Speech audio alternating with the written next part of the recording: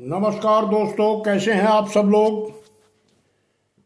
स्वस्थ होंगे, मस्त होंगे, आशा करता हूं। आप सभी लोगों का मेरे YouTube पर हार्दिक स्वागत है। नमस्कार दोस्तों, मैं 2 दिन से देख रहा हूं कि हनुमान बेनीवाल जो राजस्थान में नागौर का सांसद है और तरह तरह के बयानबाजी उसके खिलाफ हो रही है। और आज सुबह सुबह मैं देख रहा हूं, उन्होंने कहा कि हनुमान बेनीवाल एकला रह गया और सरकार के चक्रव्यूह में फंस गया और तरह तरह के उसकी बुराइयां।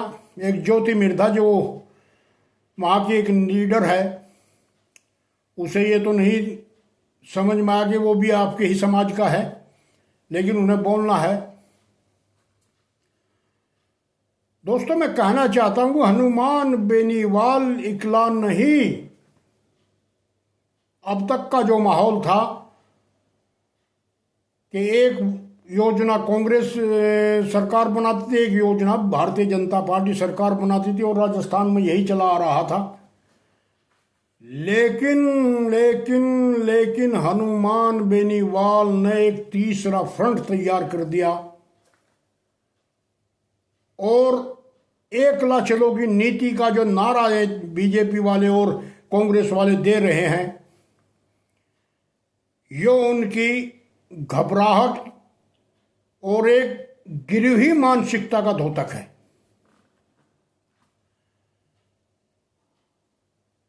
अब बीजेपी को और कांग्रेस को लगने लगा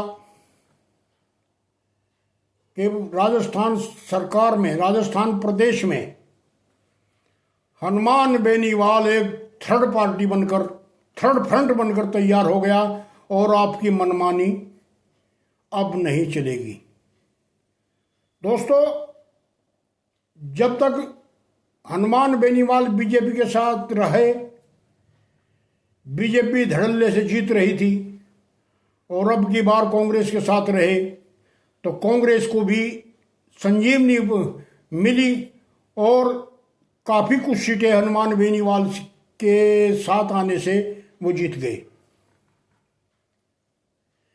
लेकिन समझो दोस्तों, ना हनुमान बेनीवाल बीजेपी के साथ गठबंधन करता है, ना हनुमान बेनीवाल कांग्रेस के साथ गठबंधन कर रहा और अकेला चलो की नीति पर चल रहा है। और ये कहावत है कि मैं तो अकेला चला था, कारवां बनता चला गया।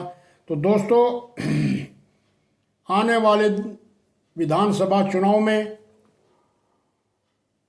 हनुमान बेनीवाल और उसकी पार्टी आरएलपी और वहां की पब्लिक, वहां का समाज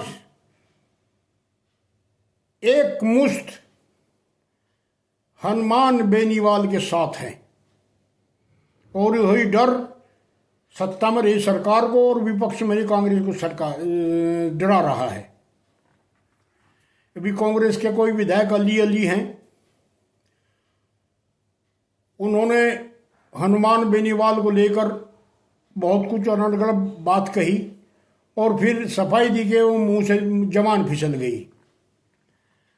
दोस्तों, अभी जबान नहीं, बहुत कुछ फिसलने वाला है आने वाले समय में। दोस्तों, जिस लगन और मेहनत से और जो पब्लिक का रुझान, वहां की जनता का रुझान हनुमान बेनीवाल की तरफ है, उससे ये लगने लगा कि वो भी एक जबरदस्त टक्कर देने वाली पार्टी बन गई। अभी थोड़ी देर पहले मैंने देखा, पढ़ा है कि एक कोई राजपूत समाज लगता है शायद, कोई युवक, और वो हनुमान बेनीवाल को जान से मारने की धमकी दे रहा है और सरेआम यूट्यूब पर आकर, चैनल पर आकर दे रहा है और ये कह रहा है कि हमारा जो आका था वो जेल में बंद था, वो बाहर निकल गया, तुम 2-4 दिन के ही मेहमान हो। क्या भजनलाल सरकार यही चाहती है? क्या कांग्रेस जो विपक्ष की पार्टी वो भी यही चाहती है कि हनुमान बेनीवाल का खात्मा कर दिया जाए? दोस्तों, हनुमान बेनीवाल वो चीज है, वो पत्थर है। अगर जो पत्थर से पत्थर टकराएगा तो चिंगारी निकलेगी, और चिंगारी कितना भयानक रूप लेती है उसका कोई अंदाजा नहीं लगा सकता। क्या एक अदना सा आदमी हनुमान बेनीवाल को सीधे जान से मारने की धमकी दे रहा है और प्रशासन चुप है? क्यों चुप है? क्या मंशा है उनकी? सरकार क्या चाहती है? इससे तो यही लगता है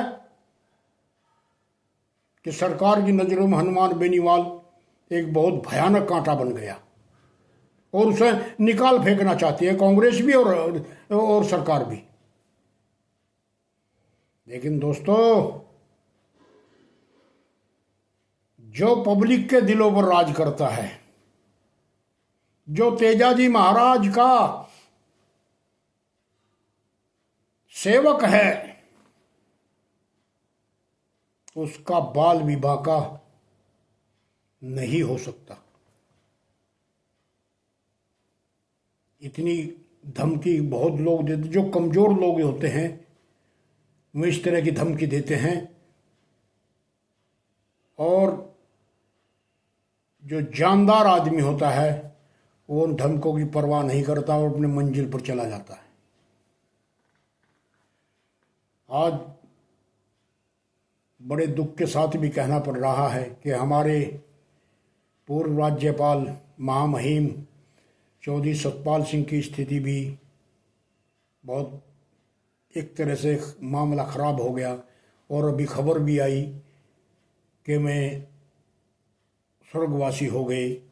ये झूठ है, सच अभी कोई प्रमुख प्रमाण तो नहीं मिला, लेकिन अगर ऐसी बात है तो दुख की बात है कि एक हमारी जाटों की सरदारी का एक सरदार अगर इस तरह से विलुप्त हो गया तो बहुत ही बड़ा नुकसान समाज को है।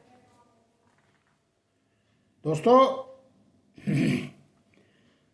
जो मील का पत्थर होता है,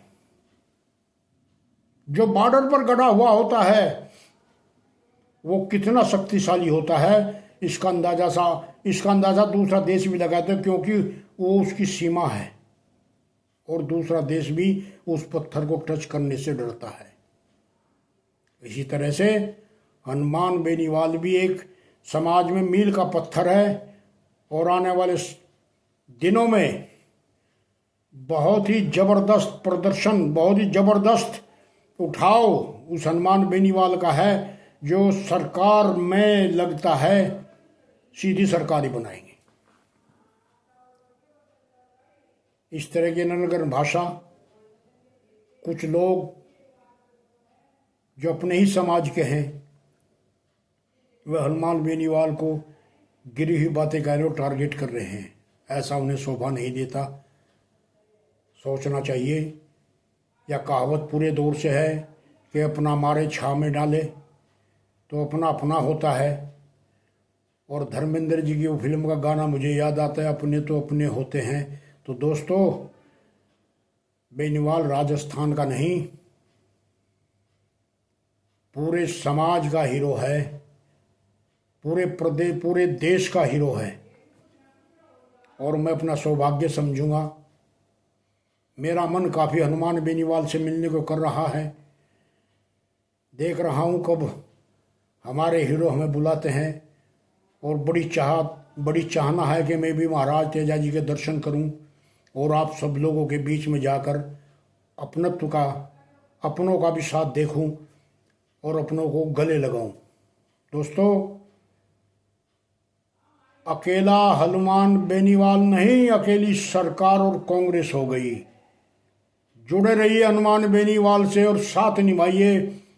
और लगता है कि हनुमान बेनीवाल 100% आपके वादों पर खरा उतरेगा और आने वाला समय उन्हीं का है। इसी शुभकामनाओं के साथ मैं आपको राजस्थान की जनता के अपने समाज को बधाई देता हूं कि आप एकजुट हो गए और एकजुट रहेंगे लगता है। नमस्कार दोस्तों, ये वीडियो कैसी लगी है मेरी आपको? मेरे हीरो के बारे में कुछ लोगों ने अनब शनाब शब्द कहे तो मैं मान्यवर बेनीवाल से कहूँगा कि अपना ध्यान एकाग्रित कर कर अपने कार्य पर लगाए, अफवाह पर ध्यान ना दें। कोई कुछ कहता है, कुछ कहता है। आप सर्वे समाज के सरदार हैं।